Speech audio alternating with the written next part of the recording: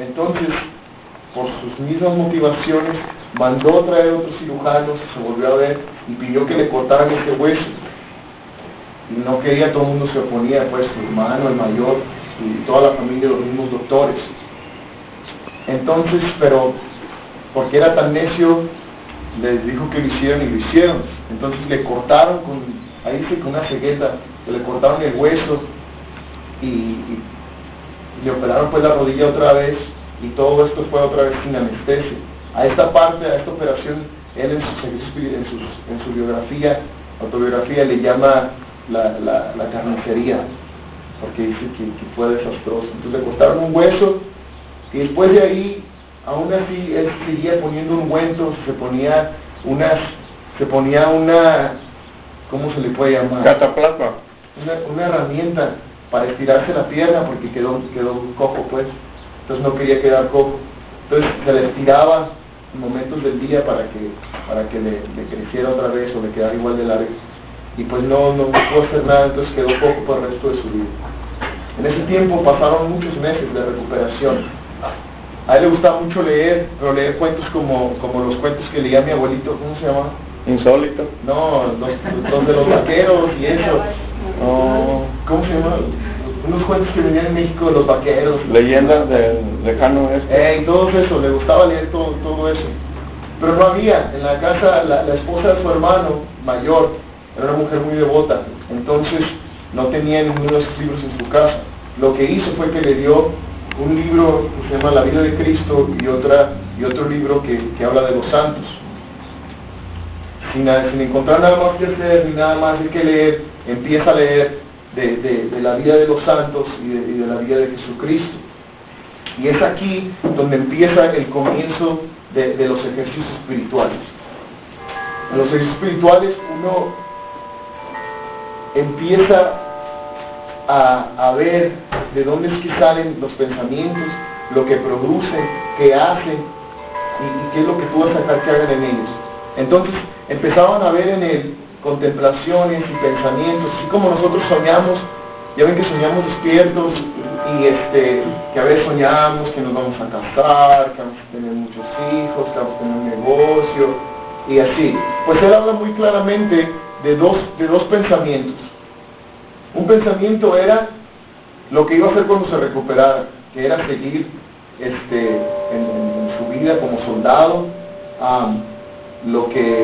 las cosas que iba a hacer para impresionar a tal dama, de la cual no saben cuál es la historia, no saben exactamente qué dama era, cómo le iba a impresionar y cómo se le iba a ganar pues para su mujer.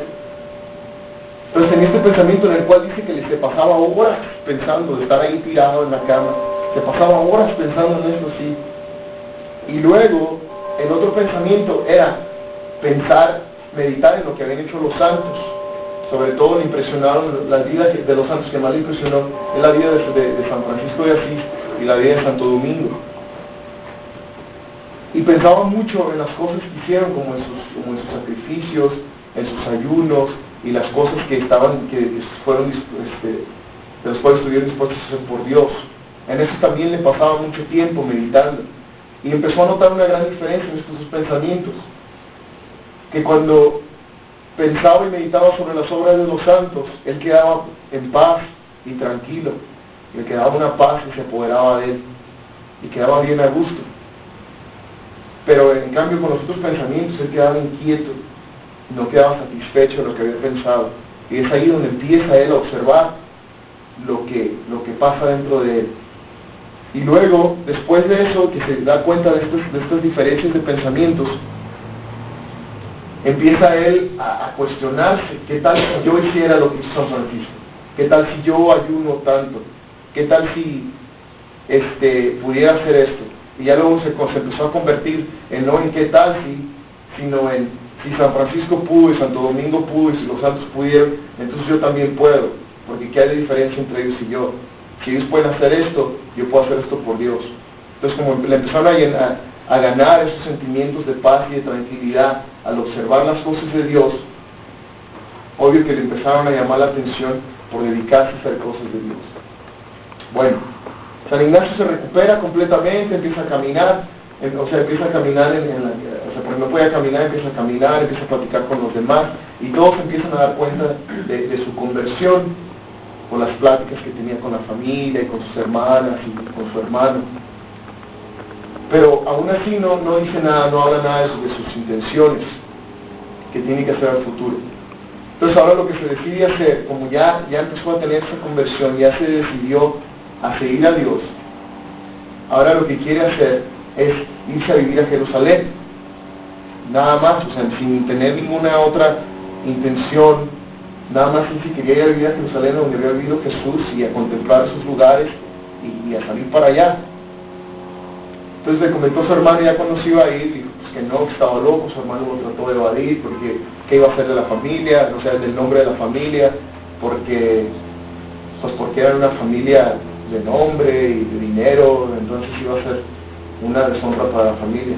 De todas maneras se fue, el hermano no lo dejó ir solo, le mandó 2 peones que lo acompañaran, llegaron a tal iglesia donde él dejó sus armaduras, llega a tal iglesia, se pone en mula, llega a tal iglesia, deja sus armaduras, manda a los peones para atrás con su hermano, él se queda ahí, hace una vigilia de toda la noche, a rodillas y de pie, nunca se sentó.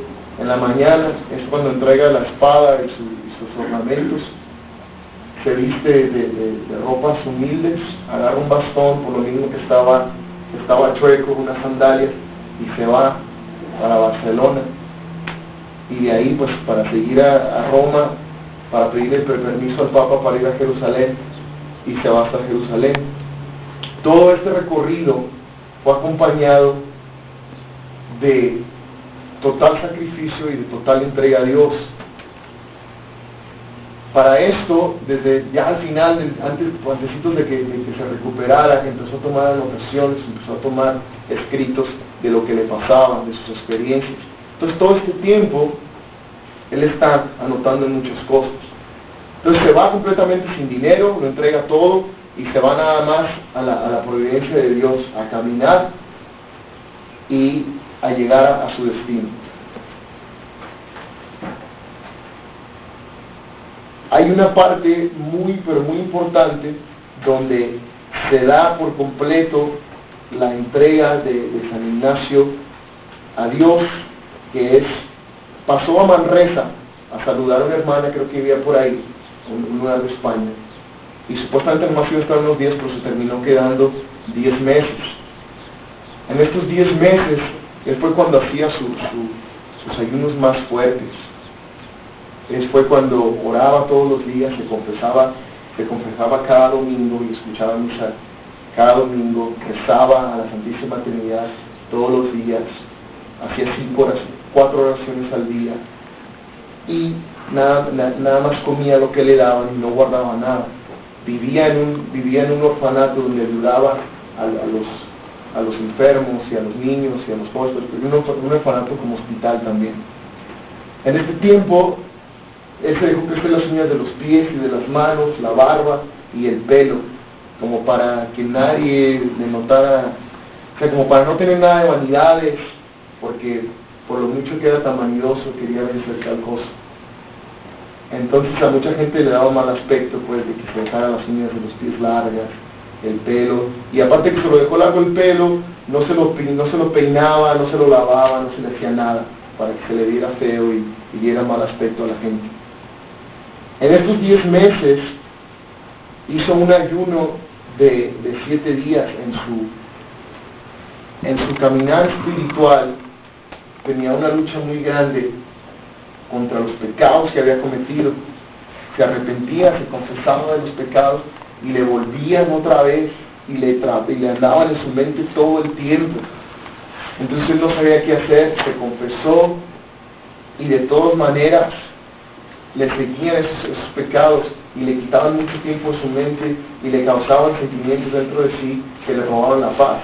Entonces se decidió hacer un ayuno, que no sé cómo lo aguantó, solamente por gracia de Dios, donde no comió ni bebió nada por 7 días, totalmente, por 7, un domingo después de misa, no comió nada hasta después de misa, que se confesó y le platicó a su confesor de lo que estaba haciendo, y el confesor le ordenó pues que tenía que comer, aunque él dice